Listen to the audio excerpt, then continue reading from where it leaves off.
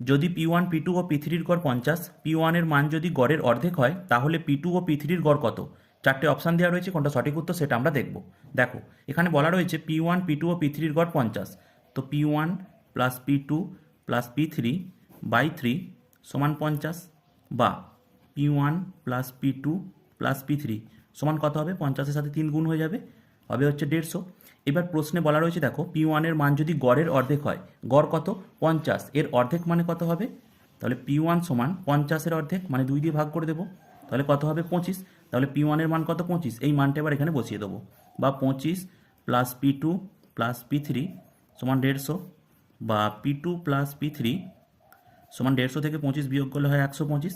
তাহলে P2 ও P3 সমষ্টি হচ্ছে 125, গড় কত হবে? সমষ্টি বাই সংখ্যা মানে 2, এটা অ্যান্সার হচ্ছে 62.5। তো সঠিক উত্তর অপশান ডি 62.5। ঠিক আছে।